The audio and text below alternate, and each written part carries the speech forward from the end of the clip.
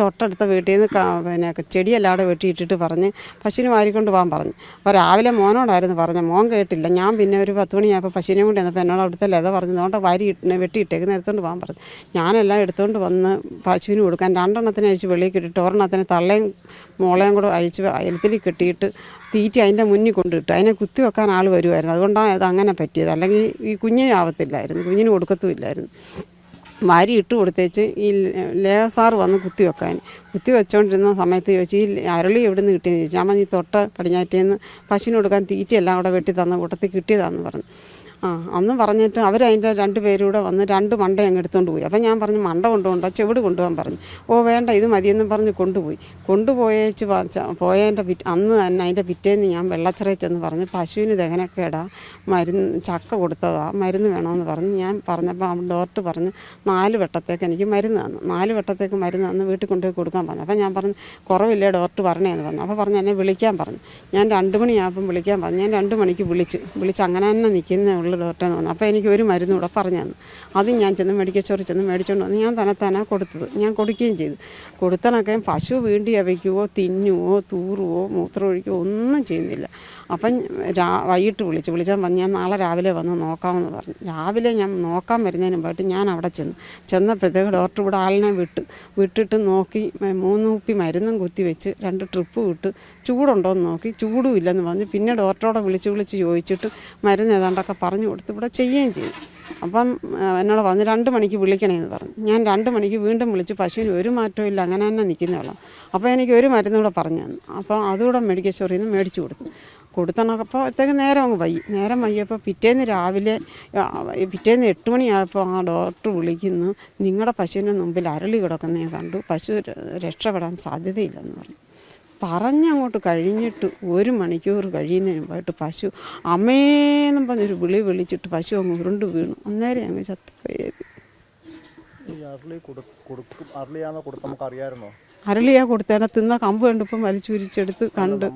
എനിക്കറിയത്തില്ലായിരുന്നു, അവർക്കും അറിയത്തില്ലായിരുന്നു, ആർക്കും അറിയാൻ വയ്യാതെ പശുവിന് ചെടിയെല്ലാം കൂടെ വെട്ടിയിട്ട കൂട്ടത്തിൽ കിട്ടിയതാണ്. ആർക്കും അറിയത്തില്ലായിരുന്നു ഇതെന്ത് സംഭവിച്ചെന്ന്. അരളിയ അറിയത്തില്ലായിരുന്നു, അതും അറിയത്തില്ലായിരുന്നു, ഞാൻ പറഞ്ഞു പോലും കേട്ടിട്ടില്ല. 10 വർഷമായി പശുവിനെ വളർത്താൻ തുടങ്ങിയിട്ട്. 10 വർഷമായി. ഈ അയലത്തുനിന്ന് എല്ലാ വീട്ടിൽ നിന്നും തീറ്റി പശുവിന് കൊടുക്കാൻ കിട്ടുകയും ചെയ്യും. ഞാൻ പോയി എടുത്തുകൊണ്ട് വന്ന് കാടിയും ആഹാരവും എല്ലാ വകയും കിട്ടി അങ്ങനെ കൊടുത്തോണ്ടിരിക്കുമായിരുന്നു. എനിക്ക് 10 വയസ്സായപ്പോൾ ഞാൻ പശുവിനെ കറന്നതാണ്. എന്നെ കെട്ടിച്ചോണ്ട് പോന്നു കഴിഞ്ഞപ്പോൾ ആ പശു തന്നെത്താനെ പാല് കുടിക്കുക, കറക്കാൻ പോലും സമ്മതിക്കത്തില്ല. പശു കഴിച്ചായിട്ട് ഒരു ഓർമ്മയെ പറഞ്ഞു പോലും കേട്ടില്ല. എനിക്കിപ്പോൾ വയസ്സ് 60 ഉണ്ട്, ഞാൻ പറഞ്ഞു പോലും കേട്ടിട്ടില്ല. കേട്ടിട്ടുണ്ടെങ്കിൽ ഇത് ഇത്ര ഇങ്ങനെ വരത്തില്ലായിരുന്നു. ഇത് കൊണ്ടുവന്നപ്പോഴും എനിക്ക് അരുളിയാന്നും അറിയത്തില്ലായിരുന്നു. ഇപ്പം 3 പശുവും 3 കുട്ടികളും ഉണ്ടായിരുന്നു. അതിലൊരു പശു ഒരു കുഞ്ഞും കൂടെ മരിച്ചു പോയത്, ഒരു പെൺകുട്ടിയാണ് മരിച്ചു പോയത്. അതും ആ 3 എണ്ണത്തിനെയും കറക്കുന്ന ദിവസം 10-30 ലിറ്റർ പാലുള്ളതാണ്, അല്ലാതെ 1-2 ലിറ്റർ പാലല്ല. ആ പശുവിന് 15 ലിറ്റർ പാലുള്ള. ഈ 2 എണ്ണത്തിന് ചനയുള്ള. ഈ 2 എണ്ണത്തിന് ഞാൻ കൊടുത്തതുമില്ല. ഈ 2 പശുക്ക് കൊടുത്തില്ല, ഈ 1 എണ്ണത്തിന് മാത്രമേ കൊടുത്തതുള്ളൂ. എന്തൊരു ഭാഗ്യമാണ്, ഇങ്ങനെ എനിക്ക് അറിഞ്ഞുകൂടാത്ത കാര്യമായിപ്പോയി. ഇപ്പം 2 പശു ഒരു കുമ്പനും ഉണ്ട് കൂടെ. ഇൻഷുറൻസ് ഉണ്ട്. കിട്ടുക ഞാൻ വിളിച്ചതേ ഇല്ല ഡോക്ടറെ പോകണൊക്കെ. പിന്നെ വിളിച്ചതല്ല. ഇന്ന് ഒരു ഡോക്ടർ പശുവിനെ നോക്കാൻ വരുന്നുണ്ട് ഇവിടെ വന്ന് എന്നെ കണ്ടിട്ട് നോക്കിയിട്ട് പറഞ്ഞു, ഞാൻ വിളിച്ചിട്ട് വിവരം അറിയിപ്പിക്കാമെന്ന് പറഞ്ഞു. എന്നോട് ചോദിച്ചപ്പോൾ ഞാൻ പറഞ്ഞു, ഞാൻ വിളിച്ചതുമില്ല, മിണ്ടിയതുമില്ല, എനിക്ക് ശ്വാസം നേരെ വിടാൻ വയ്യ, അതുകൊണ്ട് ഞാൻ മിണ്ടിയില്ല.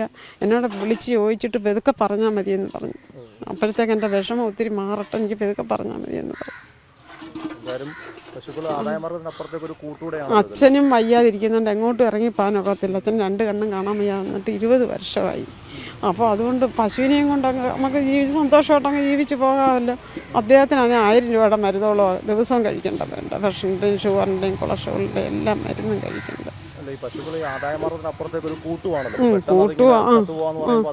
പെട്ടെന്നല്ലല്ലോ, ഇത് നിപ്പിലങ്ങ് ചത്തല്ലേ. 4 ദിവസം കിടന്നോ, വയ്യാതെ വരുമോ, നമ്മൾ മരുന്ന് കൊടുത്ത് ക്ഷീണിക്കുമോ, ആർക്കെങ്കിലും പൈസ കൊടുത്ത് ക്ഷീണിക്കുമോ, ഇതൊന്നും ചെയ്തില്ലല്ലോ.